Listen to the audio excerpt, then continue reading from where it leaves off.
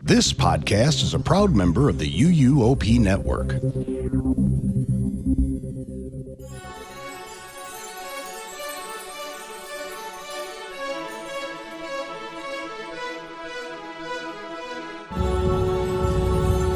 This is episode 709 of the unofficial Universal Orlando podcast for April 8th, 2026.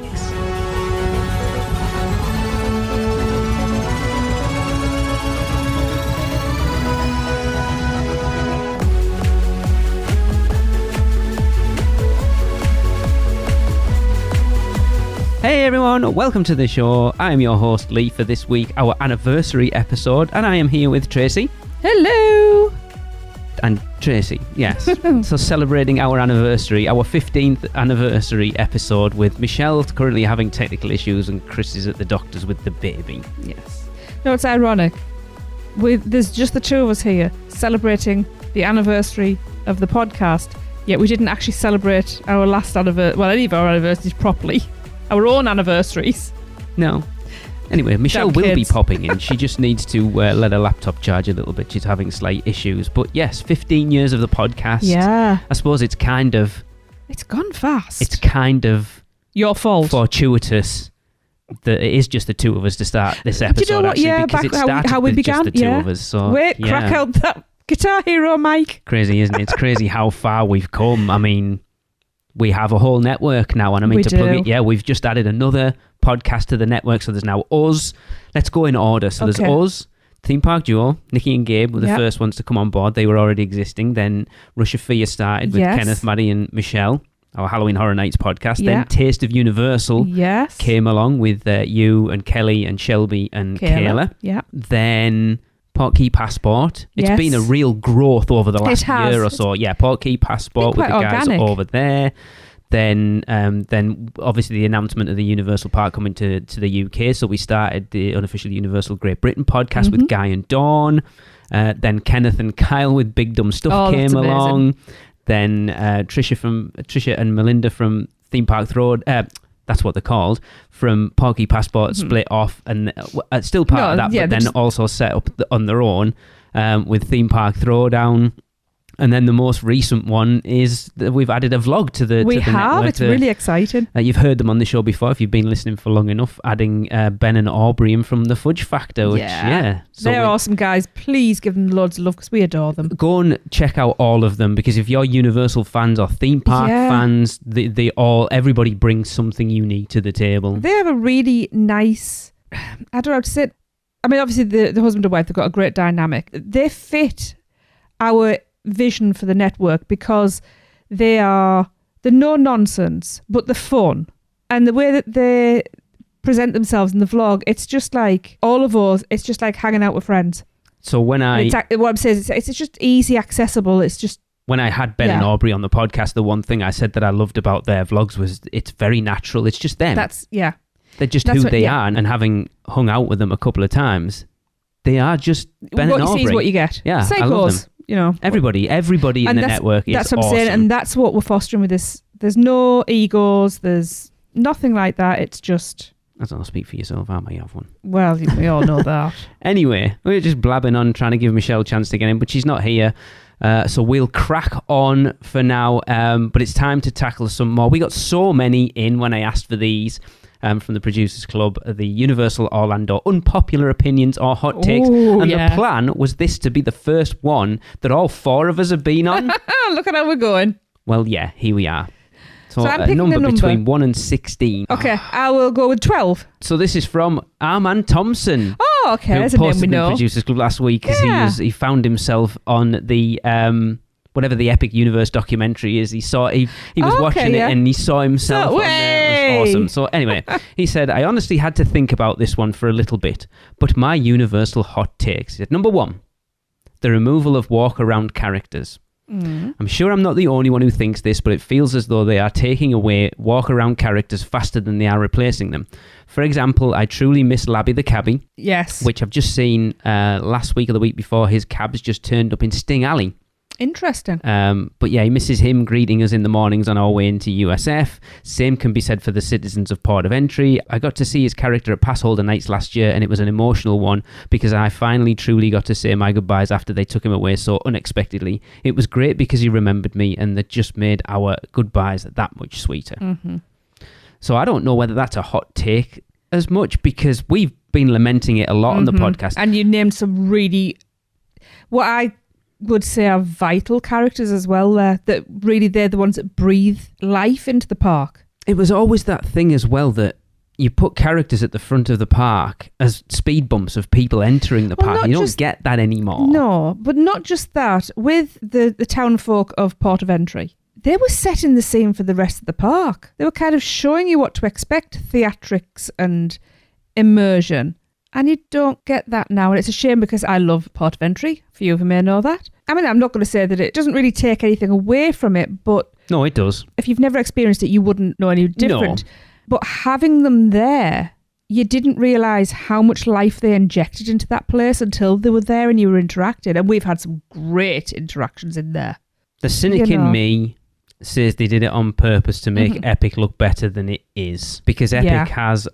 That's a hot take. Not as much as you would want. And it's funny, there's nothing in Celestial Park. Now, we were very lucky that we got to see the Celestials during the grand opening event on that Wednesday night. Why that was a grand opening only thing, I don't know. Because there's nothing during the day. You've got the live bands on the stage and stuff, but as far as characters... I haven't seen any. But what gets me is all of that costuming. Yeah, for like 6 hours or whatever it was. It makes no sense. It's very strange. Have... Captain Cacao, why is he not there? Oh my goodness, I would kill to meet Captain Cacao. I didn't even know that I loved that character until I realised I loved that character. Strange, isn't it? Like, especially, you look at what we've got now with Prince Gator and Earl of Squirrel. How popular they are. Like, why haven't we got... You've created this brand new character, this original character... for Celestial Park, for Epic Universe, especially with a character that people don't know, because it's literally just a part of Moonship Chocolates. Yes, and you need to tell his story. Introduce people to him, and it's such a strange one. I'll tell you what they really need to do, and I would buy the out of it. Why not have like a children's picture book telling the tale of Captain Cacao? Yeah. That would sell $20. That'd fly off the shelves. Yeah, it's a strange one. When you look how much they've I'll write one, it'd be fine. How much they've really delved into Earl the Squirrel over the last few years. And then, like, say, Prince Gator coming out this year, you've got your own characters. You can literally do what you want with them. There's no IP rights. There's no licensing or anything. And he's so cute. It's such a strange one why they haven't. But I don't necessarily think that's a hot take, Armin. I think that's completely true. Yeah. But I do wonder, actually, with Prince Gator, whether they're, like, just testing the waters again to see if this sort of thing's welcome back. Oh. I mean, it's like, come on, it's always welcome. You only have to look at Earl to see how much people love those characters. And, I mean, the reception for Prince Gator this year was, even by us who didn't even get to meet him. I was gutted. Awesome. Hopefully he'll be there for future ones and we might get to one. Are we moving on? Number 2, he says, cheap overlays. I'll be the first to say I absolutely love the DreamWorks land and everything that it offers. However, at the end of the day, it's really just a cheap overlay of what Kids Zone used to be. If anything, it's kind of a downgrade. This one pains me to admit, but Minion Blast is another one of the cheap, quick overlays that I think could have been drawn out in additional 6 months to a year and we could have gotten a really good attraction. Cheap overlays are something that Universal have done for a while because I don't think they care too much. This sounds awful. About having a kids area in studios. I don't think they're that bothered, and it is a token thing. It's an appeasement. And it's like, we needed to do something with Kids Zone because no one knows who Woody Woodpecker is anymore. No one knows who Curious George is. And when you've got the license for the DreamWorks characters, why not? Well, exactly. Why not use them? But again, it is. It looked great when it was all freshly done, and then it quickly went downhill. We have seen how many repairs and how many things have been it's not even that. replaced. I mean, the swamp is gone. Remember from Little Things last week that the Kung Fu Panda one's just about gone as well. They're expecting that to get paved over. So I don't know. It's such a strange one. But other than that, Minion Blast. See, I like Minion Blast. But it is I wouldn't say it's an overlay as such. Well, no, it's not. It's better than what was there. I was going to say, it's not an overlay because it's completely different to what was there. I like it. I love it. But could they have done something better with it? Is it a cheaper version of something it could have been? Probably. Yes. Yes. It's quick, fast, get it in. it was supposed to be a crowd eater. You can tell by the queue line the queue's quite small, actually, when you look at it. But it's when have you ever been? Oh, I don't think we've queued longer than 20 minutes for it. Exactly. So unfortunately, it wasn't as popular as they anticipated. No. But we don't mind. We don't complain about that. We can hop on and off it. No, and it's again, you've got to look at the perspective of theme parks have a budget. Yes. And so it's like you either get this there, or we just leave it as it is. And I would take Minion Blast over Shrek 4D any day of the week. I would take DreamWorks Land over Kids Zone any day of the week. Because to be fair, I'm not really going to go in there. What they need is another Butterbeer to boost the revenue. Probably.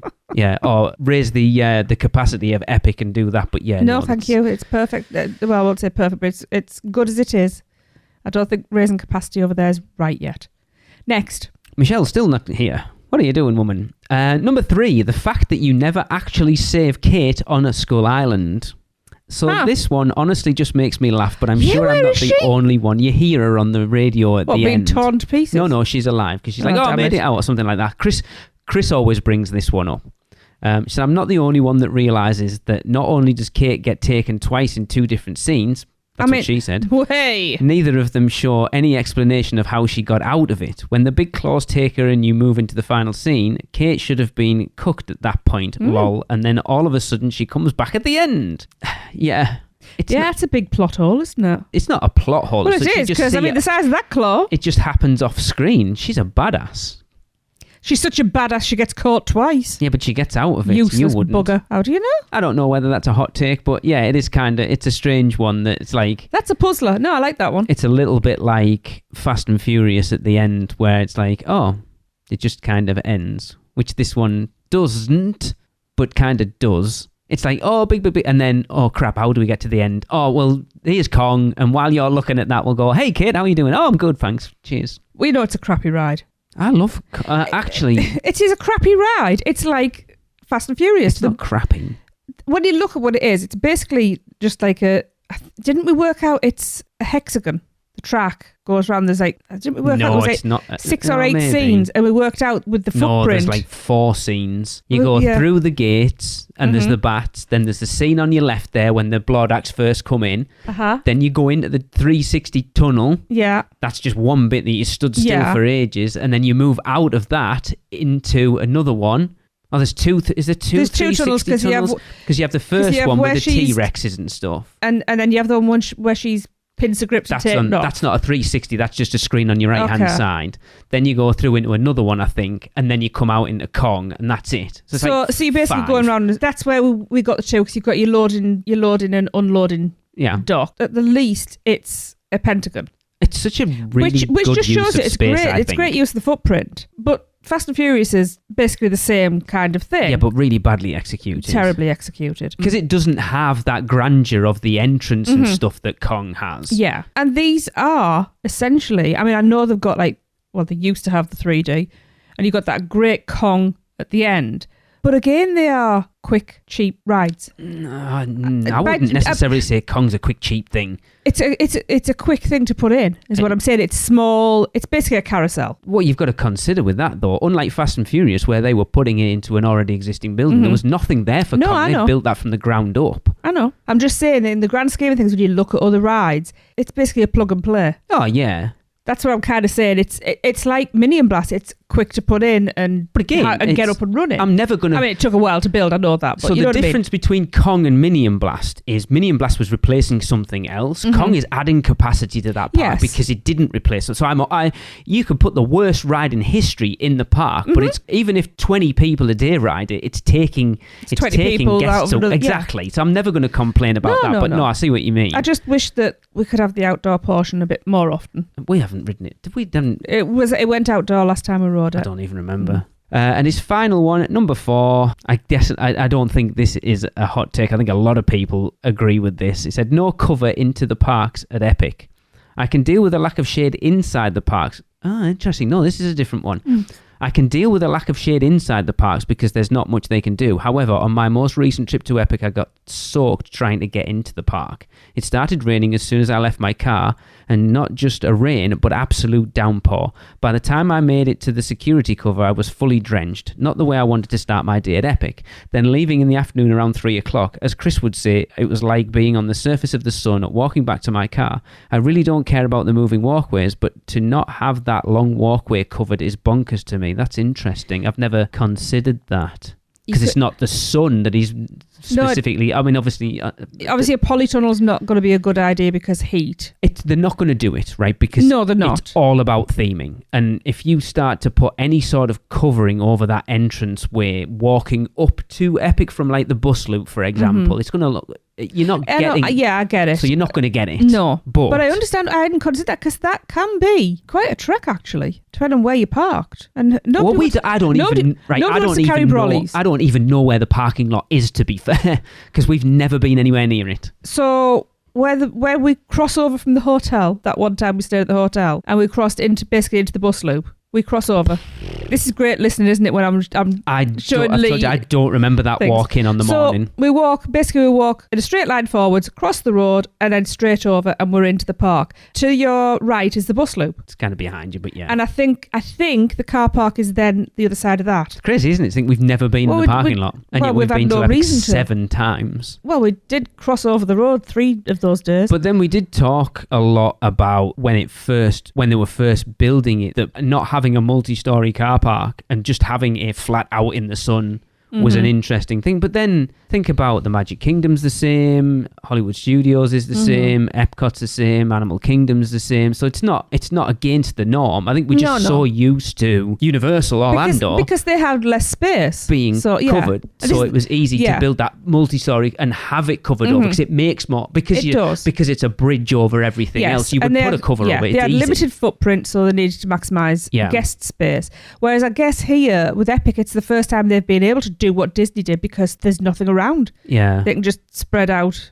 I'm very much wanting to make that walk up to the park, that big grand reveal as you walk up and see the Kronos. And it does leave you that space to put in a multi-story at some point if they need it. With expansions and things. I'm not sure whether they will. No. Or maybe just a extra single one. What you've got to remember though about the walk up is that foliage, all the trees and everything need a good 5 to 10 years, really. And I think that looking at the type of trees that they have, when they do mature and fill out, you're going to end up with basically a tree tunnel to walk through, which is going to be awful when it's raining. There's all sorts of bugs falling out the tree with the big raindrops. But when it's hot, you're going to have lots of dappled shade, which will help. It's not something... So we've heard everyone complain. We've gone off on a bit of a tangent here. Everyone complain about... Oh, here she is. Oh. Hey. Hi. And that'll do it for the show. Thanks for coming. Oh, Michelle, we're well and truly into Armand Thompson's hot takes, unpopular opinions at this point. We're just talking about the lack of shade walking up to Epic Universe, not in Epic Universe itself. The walk from like the parking lot and the bus loop up into that. He was saying he got absolutely soaked. And it's not. I was going to say we've been there 7 times, and everyone complains about the lack of shade in Epic, and it's never bothered me. I've never felt myself going, oh my God, I need some shade. But to be honest, we're going in quite early. But you haven't been there during the heat of summer. Yeah, Are you kidding me? It was boiling when we were there opening week. Because it was horrendous. But also we've gone in very early every morning before that heat has actually started to properly rise. But even in the park, I've never been like... I died. I died multiple times an hour in there. It's like the devil's arse crack, but it's never bothered me as one. Look, devil's arse crack with an old-fashioned. Boiling for you guys is very different than boiling for us. Mm-hmm. That's what I'm saying. It should be worse for us. It doesn't take very much for you to feel like you're boiling, I guess. But like, I'm also a woman of a certain age. Multiply what you're feeling, double that, and then say it's it's still not that bad. But that's what I'm saying. For us, that heat should be worse for us then. And I've never felt I've never felt like, oh my God, get me out of this park because I am so hot. We're quite good at regulating though when it's like, hang on, I just need to get some shade and something to drink. We've got quite good at that, so we manage that really well. Yeah. Why don't you guys just come over and see us in July? Yeah, no thanks. I've done see August. How you feel. I've done August. That was bad I did August. enough. I died. Yeah, exactly. Yeah. It was hugging all your friends and everybody's damp. Oh, literally. Yeah. You couldn't wear the same clothes twice because they were damp, and you couldn't put them on the next day because they were still damp. No. And you can't even put your clothes when you get home, when you get to the hotel and change. You can't even put them like in the dirty clothes pile because they will like stink and never dry. Oh, yeah. So you have to like hang them to dry afterwards. When we came out in August, we were out for 3 weeks. And the very first night, I got a stain on one of my tops. It wasn't me, by the way, in case anyone's wondering. Okay. So I washed it out, grabbed a hanger, and we had this massive balcony that was like bigger than the entire suite. It was huge. And I just thought, right, I'm just going to stick that outside and, you know, it'll dry in the sun. No. 3 weeks later, I had to bag that up in plastic because it was still wet. Yeah. It was crazy. I mean, in hindsight, I probably should have just used a hairdryer on it every day. Anyway, yeah, tangents. I don't know, is this just my bad memory? I felt like there's some trees before you're like to the turnstiles and everything, obviously. Yeah. When you're first coming, aren't there some trees like right there at the very beginning entrance? Yeah, but he was saying it wasn't so much about the sun, it was more about he got absolutely soaked walking from his car. So by the time he got to the entrance of the park, he was absolutely soaked. Which, But I mean, it could have ducked. Well, that's there's about no halfway. way I was going to do the toilet block. Yeah. Well, that's about halfway up. If we're just talking about shelter, that's pretty much true to just about every theme park that's out there. But that's it. If we were saying like Universal Orlando is different because if you're coming out of the parking lot, you've got that whole structure down to City Walk to be covered over. And you can cut through the big store as well. I think that's the difference, isn't it? Yeah, whereas all 4 Disney parks are pretty much the same. Because there's nothing like getting soaked and then ducking into an icy cold store to walk through. Yeah. I don't even know where the parking lot is for Epic. Yeah, it's funny. We've literally just said the same thing. I was saying, so when you walk across from Stella and you cross over, and as you carry on walking in a straight line, and on the right is the bus loop, I think the car park is behind that. I think again, the other side of that. Yeah, we've never been anywhere near it. UUOP is brought to you by the Producers Club. Join today and get bonus episodes, the chance to be a guest host, birthday shoutouts on air, be part of our awesome Facebook community, and more. Head over to uuop.supercast.com to subscribe. Shameless plug. Right, moving on. Michelle, pick me a number between 1 and 16, excluding number 12. Number 4. Oh, Mrs. God's Pocket herself. Gillian Dunn, she has sent in 3. Interesting. Her number 1 is Dudley Do-Right is fantastic. Fun, funny, order Dudley and all. Needs a single rider line, however. Ooh. Is that a hot take? I like Dudley Do-Right. Dudley Do-Right. We accept it with its flaws. We know. To be honest, if you didn't know it wasn't finished properly, that's not a safety issue. Before anybody panics, you wouldn't know. It's a romp. It's fun. It's cheesy. It's camp, and it's got one of the best drops of any flume ride going. Yeah, it's a great ride. Like our family has recently rediscovered that ride and discovered that we love it. After doing our ultimate ride ranking, where you were like, this ride's terrible, and then you rode it and went, oh, actually, it's not as bad as I remember. Well, the ride itself wasn't bad, but the especially if you need to cool off, like it's a great ride for that. It's it's just silly. You always get off of that one laughing, which is cool. And do you know what? Every time I go on that, which admittedly isn't too often because me and water rides don't really mix, but I will always find some new stupid gag that I've never spotted before, and it'll be like something really obvious, and I'll be like, how did I not see that? To be fair, we haven't ridden it for a very long time. No, it's been down the last twice. I don't think we've ridden it since 2013. We need to rectify that. Oh, wow. Yeah. We need to go in July when we'll appreciate it. Because I don't think we've done Popeyes since then either. We got to do a water ride day because that's the best way to do it. Just get them all out of the way at once so you're just soaked for a few hours, that's what we and then normally you can do. change clothes and you're good to go. Well, I used to be that person that I didn't give a crap. I wanted to be the head that everyone was laughing at, soaked. So I would quite happily get drenched and then walk around the park soaking. But that was when in my much younger years. Now I have Crocs. I'm good to go. Everything chafes now. Yeah. It's more, I can deal with clothes. It's soggy socks and trainers. No, I need dry underwear. That doesn't bother me so much. I'll tell you now, you wear a wet underwired bra, sir, and then talk to me. I mean, I would be uncomfortable wearing an underwire bra, dry or wet. I mean, true. I threw mine today. It's horrible. Wow. I don't wear underwires anymore. Sorry. It was only because I was sick of my boobs being at my knees, and I was like, oh, let's see what it's like. And I discovered that when I walk downstairs, I can't see them. Anyway. So no more underwire bras for me. Girl, let them hang. Let them hang. You know what? That's part of the beauty of being past middle age. Yep. Swing low, sweet chariots. Gillian's number 2, moving on. Look, Gillian will appreciate what I'm saying. Saggy God's pocket.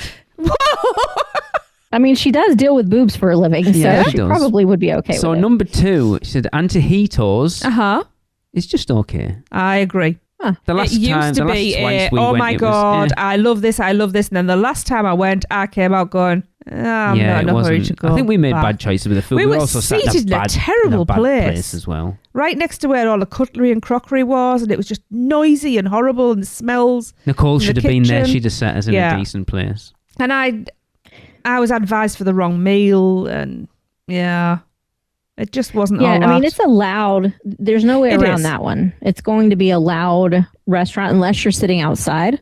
Yeah.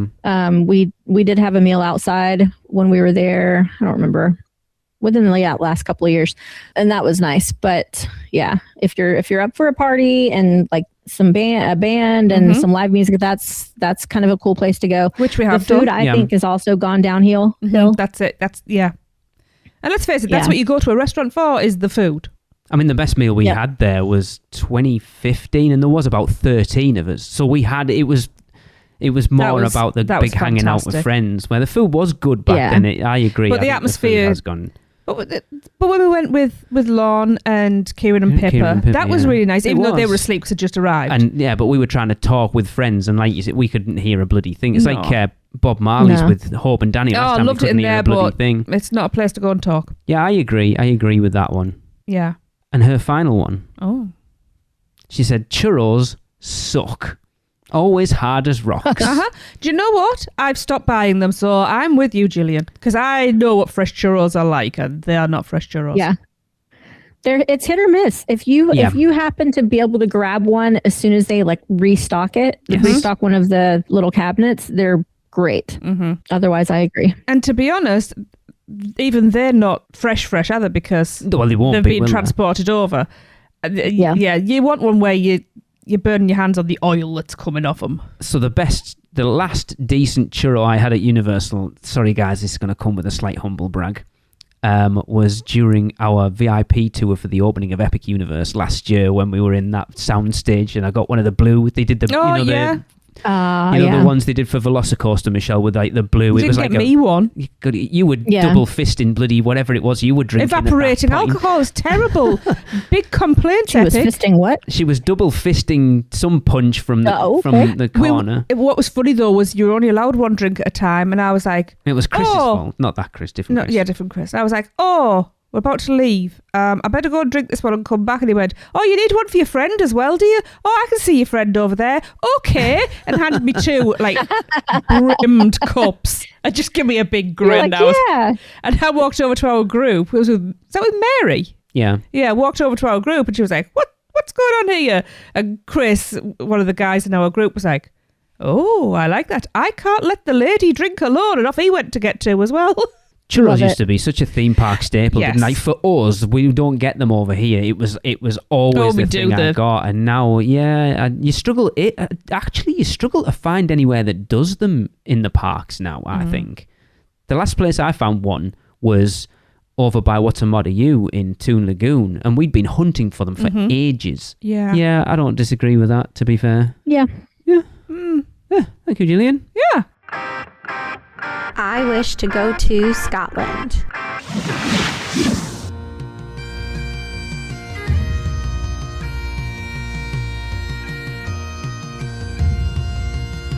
They may take our lives, but they'll never take our freedom!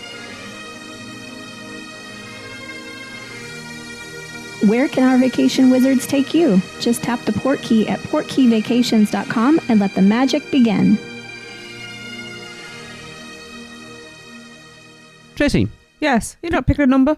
Oh, no, you know what's I there, don't don't pick you? a number because I know what's there. 13. Of course, number 13. Of course, I don't know number why 13. you didn't pick it first time round. Because 12's my number and 13's my other number. Right, number 13.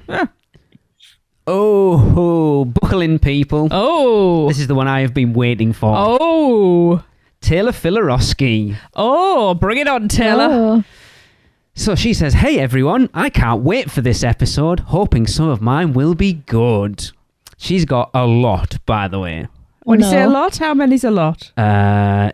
12.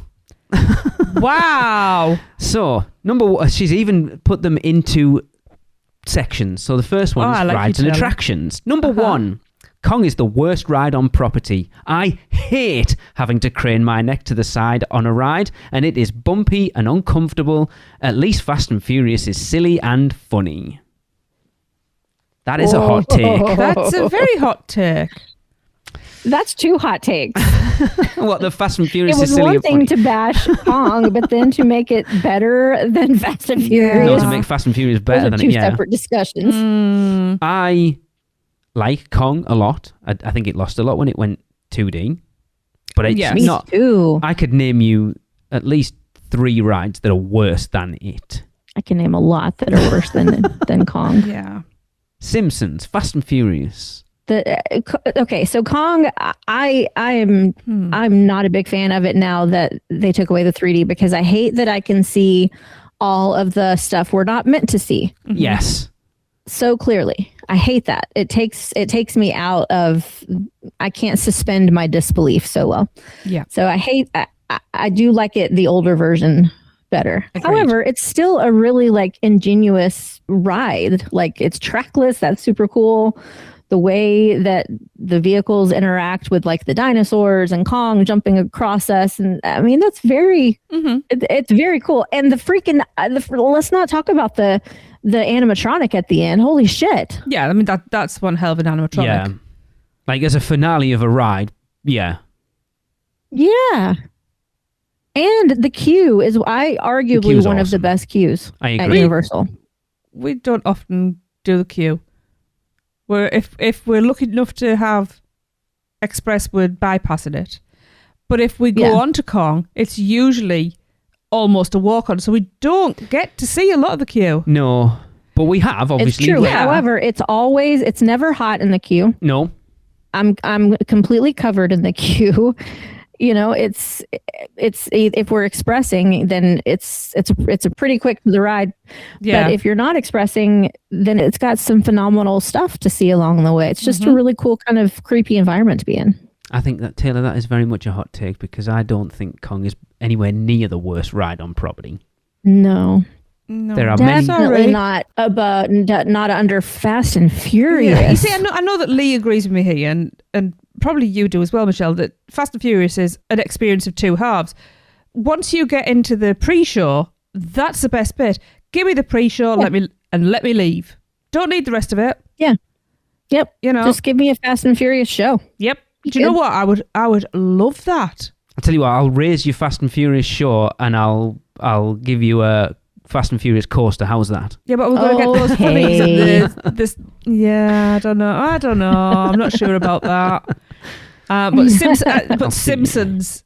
To be honest, I will not ride Simpsons again. No, I would if it was a 5-minute wait. No, just because it hurts. It doesn't hurt. And I'm worried for my safety on it. It just makes me so sick. It's so hot in there. Yeah.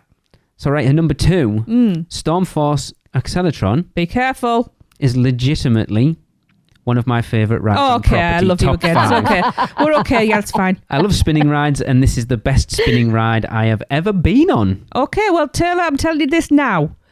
If we're in the parks at the same time, we are riding that together. Top 5, though. Top 5? Yeah, that's what if she you said. like spinny rides, I guess that's the way to go. You need to ride with me because Yeah. I have ridden with you. It is like a top. It's a spinning top. No. You made me sit on my hands. I've got video of you and the Griswolds riding it from. I don't know how. I do not know how the four of us fit into that. It was one buttock on the seat and legs locked, and I swear I thought we were going to take off because we came out. Every muscle in our bodies ached from getting that to spin. It was there was brilliant. no way I was getting on that. You couldn't have done. You couldn't fit. I don't care even if there was room. I've been on it. I'm happy with that. There we go. I'm proud of you for going on because I thought you'd be ill. Yes, me too. Yeah, it killed me to actually sit in my hands and not spin that thing. I wish it was one of those rides that I like to ride a lot because it never has a wait. It's a lot of fun. It's okay. I'll ride with Taylor. Yeah. I can ride it. I can get sick on it or not. If I close my eyes, then I don't get sick on it.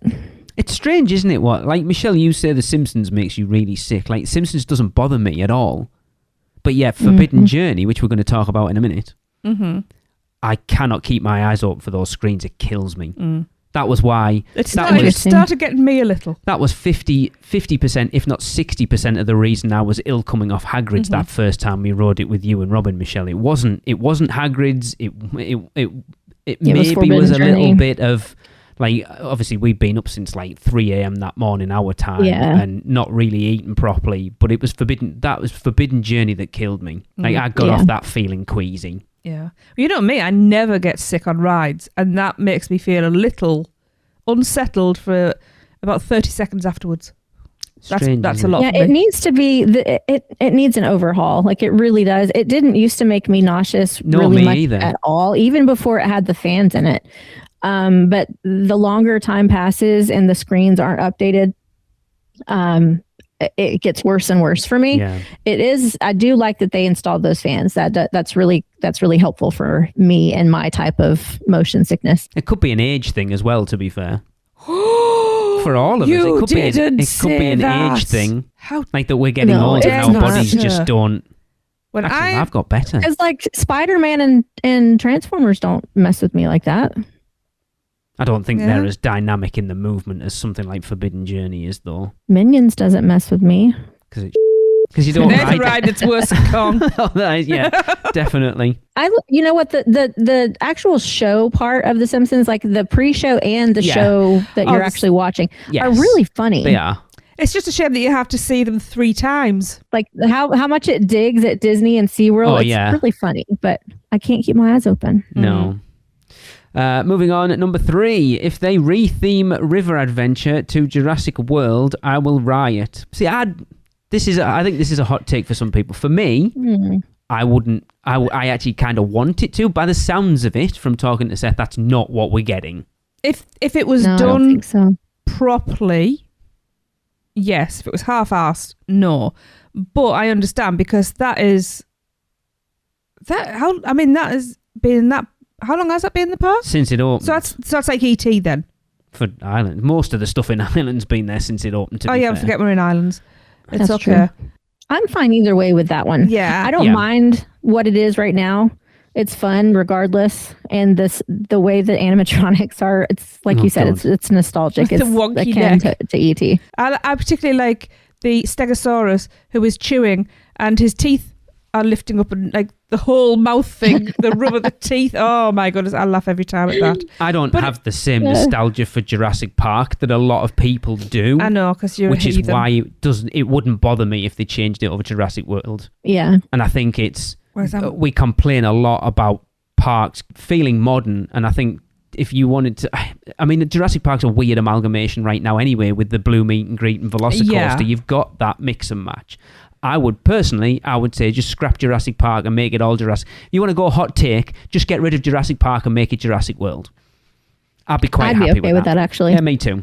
Come at us, people. I'm dying for a Gyrospheres ride. Like, give it to me now. I'd heard they'd started designing that, but what happened with it, I don't know. You kind of, I don't know, you've kind of like, I feel broken because my brain's going, wait, what? You know I'm not the biggest Jurassic Park fan. Sorry, Andy. No, but I was like, wait, what, no Jurassic Park, but all Jurassic World? I'm like, no, but yes, but no, but yes. Because obviously I'm huge with nostalgia. But The thing is, Jurassic World is in Jurassic Park. It's the same park. I know. It is. I know. I want Jurassic World and inside Jurassic. I mean, I want Jurassic Park inside Jurassic World, but I want like the decrepit, broken down, old version of Jurassic Park. Some type of experience that we can walk through. That would be cool. Wouldn't that be cool? Because my brain's going, you love dinosaurs. What's better than dinosaurs? More dinosaurs. So I guess I'm on board. Mm-hmm. Right, we need to rattle through. Number 4, her final rides and attractions one. So I have been on Ministry of Magic and seen Le Cirque Arcanum. Yeah. Forbidden Journey is still my favourite Wizarding World attraction.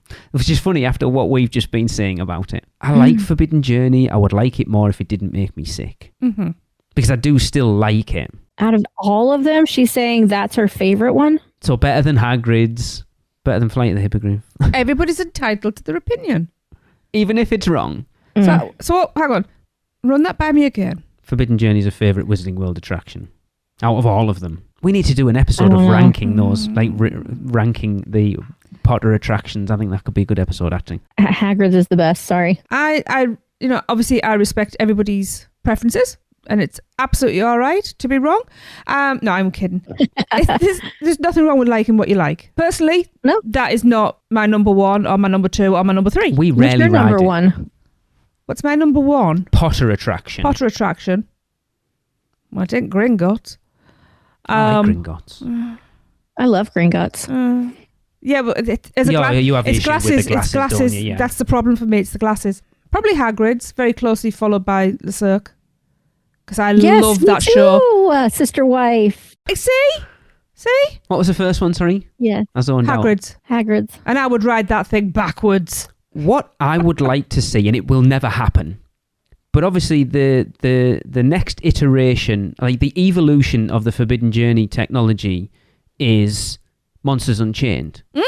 I would love to see them go and do a full overhaul of Forbidden Journey using what they've learned with Monsters Unchained in there. Could be amazing. Wow. When you look at things like the Phantom, imagine like Dementors and stuff like that. Yeah, with that level of... I mean, it wouldn't work as well because I don't think they have the same space that Monsters, because obviously you've got a lot of Forbidden Journeys done by the fact that they've got those carousels in, so you can put a lot. But then, I don't know. I wonder what the length of ride is between Forbidden Journey and Monsters. I wonder if it's the same, because you spend a lot of time in Forbidden Journey just going through about those the same carousels, don't you? Whereas Monsters, you never sat in front or in front of a moving screen. You're moving across in front of a screen. You never, like Forbidden Journey, you're in front of a carousel, kind of moving in a circle, not round. So it's I would love to see, because obviously the way the Kuka arms attached to the ride vehicle is different on Monsters than it is on. Yeah. You see, what was that thing that we had? And it was, because it was Haunted Mansion, and basically you managed it. It was just... Oh, there was a Tower of Terror one as well. Yeah, Tower of Terror. Yeah, that's what I meant, Tower of Terror, and it was... It's just like a 8-bit thing. Yeah, and it was great. Do you know what? I would love to see, like, Monsters and things like that done like that. Because that was a lot of fun. I really enjoyed that. But, I'm a nerd. It was funny when you look back at when Forbidden Journey was the hot Potter attraction, and it was like hour and a half long waits, and now it's like Hagrid's went, hold my beer. And then Ministry of Magic went, Hagrid, hold my beer. Hold my butterbeer. You keep missing that. All right. Goodness. Yeah. It's like but I'd say we rarely ride Forbidden Journey now, just purely because... I'm not waiting that long.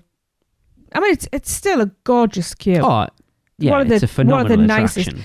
You see, with Monsters and that whole carousel loading thing, they've got to go, when moving forward, building new attractions, they've got to implement that because that works beautifully. But then I don't see why the Potter one should be any different. It's not in a circle, but it's still a constantly moving. The same with Hagrid's, to be fair. It's not a circle like Monsters is, but it's still a constantly moving platform.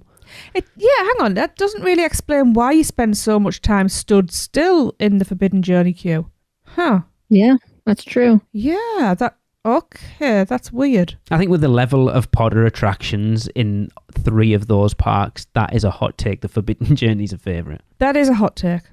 We're not going to get through all of these. Right. Moving on to food and drink, guys. Do we like food and drink? We do, don't we? It's all right. So number 5, San Francisco Pastry Company.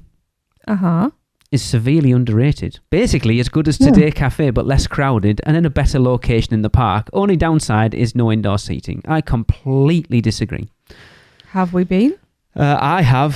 When I went running, where did I leave you? Somewhere outside Mel's, and I was trying to get just a snack, and I ran around that entire bloody park trying to find somewhere to get something to eat and ended up in there. We've never eaten, not like we have Today Cafe, but for it to be as basically as good as Today Cafe,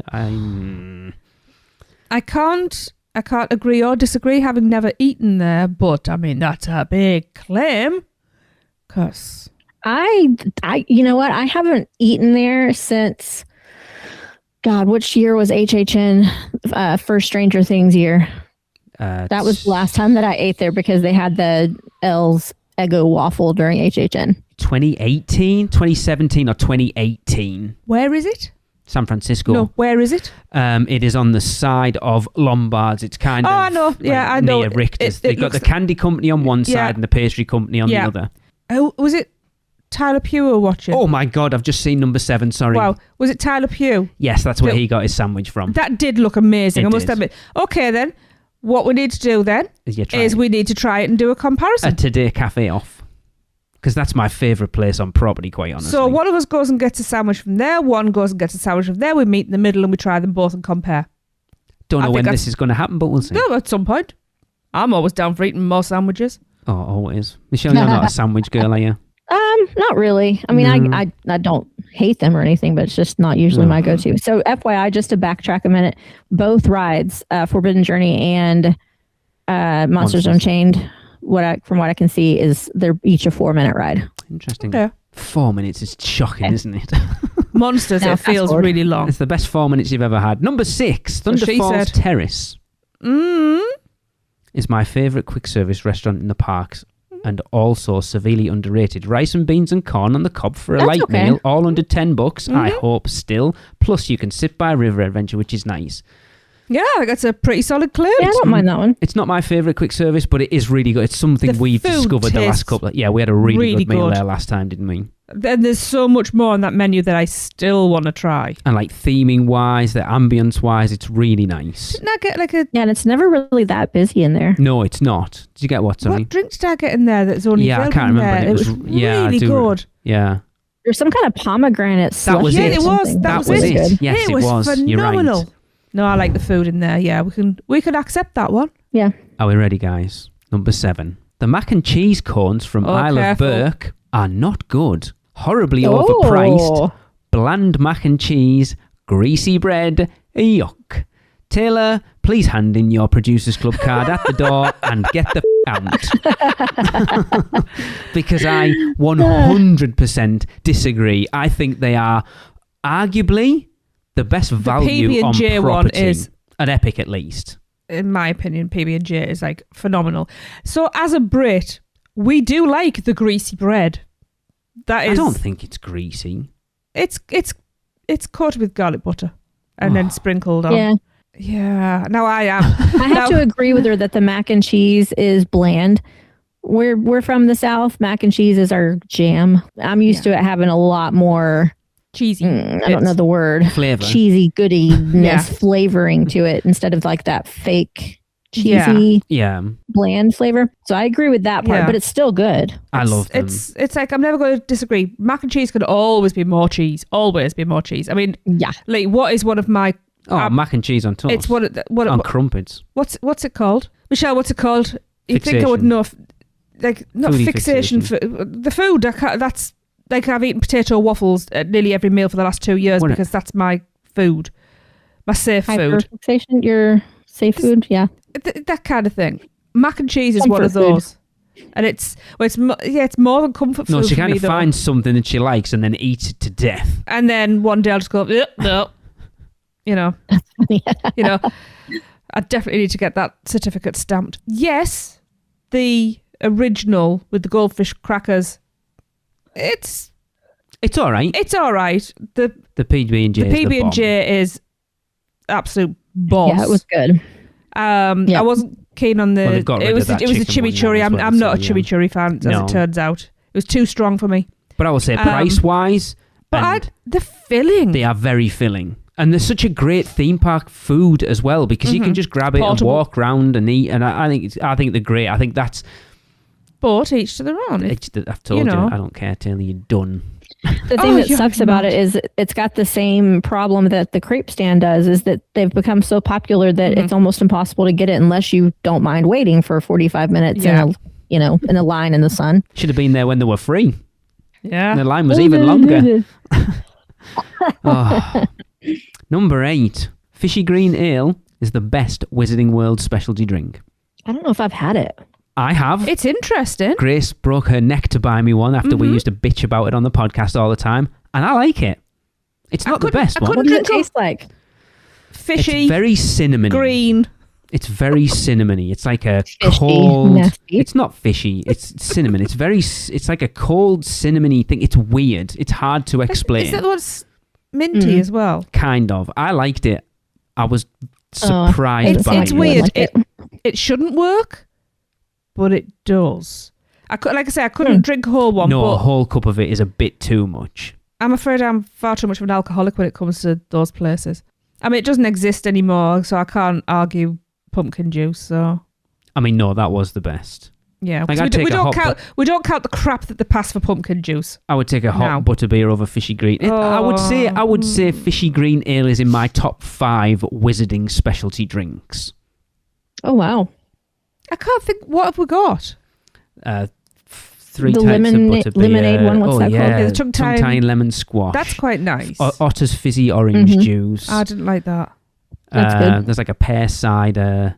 There's Fishy that's Green really good. Ale. There's missing- pumpkin fizz. That's awful. I don't remember. I liked it. And I appreciate Grace for buying me one, and then I bought her one back. It wouldn't be my go-to. It wouldn't be my first choice. But if that's what I was getting, I wouldn't be unhappy. I liked it. Well, I told the story before. The first time we went into the Leaky Cauldron for lunch, I ordered a Fishy Green Ale, and the team member went, "Are you sure?" I was like, "Yeah, why?" "Well, I wouldn't if I was you."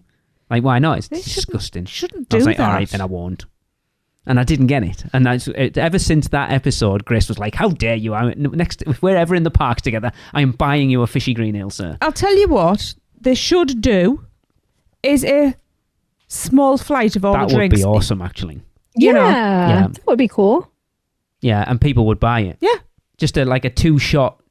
Yep. Yeah. Yep. Of like all 3 butterbeers, your Fishy Green Ale. Yep. Yeah. $90. Yeah. Right, we're going to wrap up for number 9. Taylor, we will come back to these at some point. I will not forget. We'll start with those ones. But number 9, she said, none of the sit-downs in islands or studios are very good. I agree. Mythos is fine, but the best meal I had there, couscous bowl, is something I can make myself at home. True. Confisco is slightly better, but shares too many similarities with Mythos to be that special. Lombards and Finnegans are just bad, although I love the bar none of area them of are great. Finnegans. This is by far Universal's weakest point when compared with Disney. Epic has improved the math a little with Atlantic, but overall still a weak point for Universal. Minions Cafe is You awesome. missed out Blue Dragon. But Blue Dragon, in my opinion, Blue Dragon's better than Atlantic. Blue Dragon's way better Yeah. than Atlantic. In fact, Blue Dragon's probably the best restaurant in any theme park, in my opinion. Well, I think we've got a pretty decent view at this point because we've eaten at Atlantic twice and Blue Dragon twice. Yes. So, My yeah. second meal at Atlantic, my second meal there was definitely better than the first. Yeah. Me and John we just like, I want this and I want this, but I kind of want that and I kind of want that. And I was like, we'll just order both and have it 50-50. He was like, okay, cool. And there was alcohol. I don't disagree with it. Minions Cafe is the only one I can think that really stands out. Yeah, but that's not considered a sit-down restaurant. It's still a quick service. Yeah, that's true. Well, then there isn't many, But this is something we have said. We struggle, unless you're going out onto City Walk, you struggle to find anywhere. But then that's the argument. If the sit-downs in the parks are crap, you literally walk out of the park and you've got some of the best restaurants on property. Yeah, but not everybody wants to Yeah, but leave. I don't want to leave the park just to eat all the time. That's why you do quick service and a main meal out on City Walk later on. Yeah, that's usually what I do. Yeah. And I agree. It's like, I mean, to be honest, any of the meals that are in the restaurants you can make at home. But I agree, when there's things like couscous on the menu, it's like, come on, that's just like boiling water and a bit of flavouring and couscous. Because we really disappointed with Confisco when we went there, to be fair. And I know Kelly keeps telling me to try it again, but I was less than impressed. My food was not good. Mythos is all right. Oh, I mean, I know it wasn't as good. The knife, fork and spoon grilled cheese. I know the second time it wasn't quite as good, but it was still delicious. Time for them to update their menus. They've had the same menus for so long. I think it'll be coming soon. They seem to be overhauling everything. Finnegan's was all right when we went. We've never been to Lombard's. I think that's about it. Banned from Finnegan's. There's not many. No, there's not. You've got one in Islands. One? Yep. Quick run round, one. And then what? Because everything else is quick service, yeah. 3 in Studio. In Islands, you got Confisco's and Mythos. Oh, Confisco, sorry. Yes. Oh, yeah. Yeah, I forgot about that. So two there. And then... two in Studios. Yeah. Like I say, we've never been to Lombard's. It is somewhere I want to try, but you've always put off because you're not a big seafood fan. I like fish, but there's a lot of shellfish, and I have to be careful with shellfish. They don't have a very diverse menu. No. I mean, it is supposed to be a seafood restaurant, but... Yeah, I don't do crab or lobster or anything like that. I don't like it. Well, there we go. But yes. Yeah. Thank you, Taylor. Yeah. Some right thought provokers there. Oh, there's more yet. But we'll get to them on a later episode. There's another 3 because there's a couple of HHN ones in there. So might upset Michelle. But yes, Michelle, as we briefly talked about it before you were here, Chris can whistle because he's not here. The day before this comes out was our 15th anniversary. Obviously, Tracy and I, we thought it was quite interesting that Tracy and I started this episode off, just the two of us, because that's what started it off. So, 15 years of doing this crap. Well, that's kind of cool that you guys started the episode. It was interesting. Yeah. That's what we thought. But I vote for you to put in a clip from your first episode. Oh, God. I think we should. Into this one somewhere. I'll put the original intro in because that was terrible. Hello and welcome. All right, we know. Don't spoil it. I'll put it in after the outro music because Chris finds it hilarious and he tells everyone he can to go and listen to that first episode, and it's horrendous. If I had any sort of ego, I'd be like, you've got to take that down now. We need to re-record that. It needs to go. But I just think it's hilarious. But I mean, it's weird to think. Now, Michelle, you've been part of UUOP for 9 years this year. Wow. Jeez, are you serious? Yeah. I'm sure Mouse and Muggle came on board in 2017 because Hunter was still around. So it's pre-COVID. Yeah, and damn. It'll be 6 years. 7 years since you've been a host. Wow.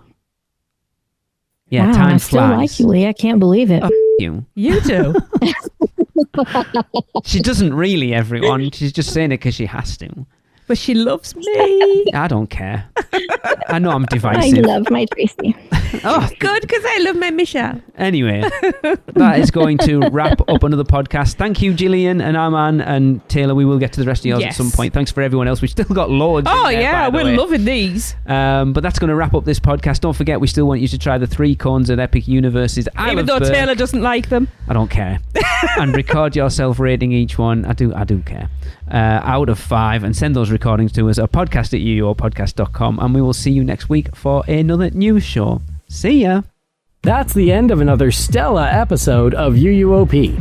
Use the Flu Network to give you access to us on Facebook, Instagram, X, YouTube, TikTok, and Pinterest. Just search UUO Podcast. And check out our blog at uuopodcast.com for everything else. Send your owls to us at podcast@uuopodcast.com. And if you want to join the Producers Club, jump down the warp pipe at uuop.supercast.com. It's alive on Apple Podcasts, Spotify, and everywhere else that podcasts are found. So please subscribe, rate, and review wherever you can. Dragons aren't the only way to get around. Email Michelle at porkyvacations.com. She can take care of all aspects of your next Universal Orlando vacation. Listen to them, the children of the night, the children of the UUOP network.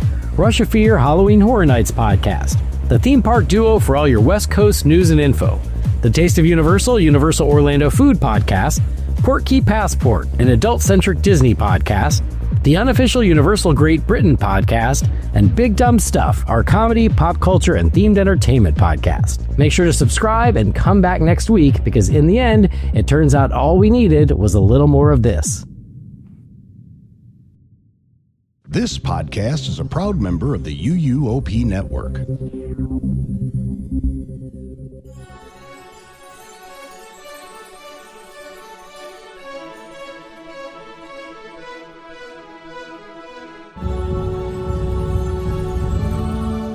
Welcome to the 100% unofficial Universal Orlando podcast.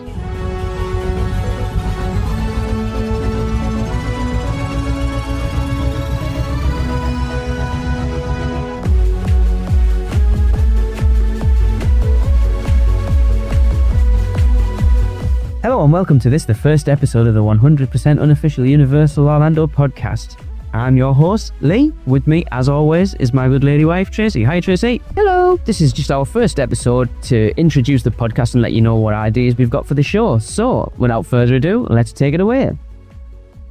So, as I said, the idea behind this episode was just an introduction into the podcast and let you know what our plans for the future are. Me and Tracy sat and we looked and decided there's lots of Disney podcasts out there, but not many Universal ones, and we were interested in getting them. A few people sort of pushed us in the right direction, so here we are. So our idea for it is to discuss Universal Orlando Resort, the hotels, Islands of Adventure, Universal, City Walk, and anything else around the resort that we can find to talk about. Also, we're hoping to bring you news and gossip from the surrounding Orlando area. Yeah, because most people who like Universal, appreciate Disney as well, and it's a major player in the area, so yeah, anything we find that people find interesting. We're going to look at releasing a podcast once a month and try and keep them under half an hour. Obviously, you appreciate family and life gets in the way, so we're aiming at just one a month, keep them fairly short. So the idea is to start off with news and rumours for the parks and the resort, and then a segment on whatever we feel that we want to talk about that week. Also, we're hoping to have some special guests come in and talk with us. We already have a couple lined up. We'll have to tune in to find out who they are. And that's pretty much the ideas for the podcast. I wish to go to Universal.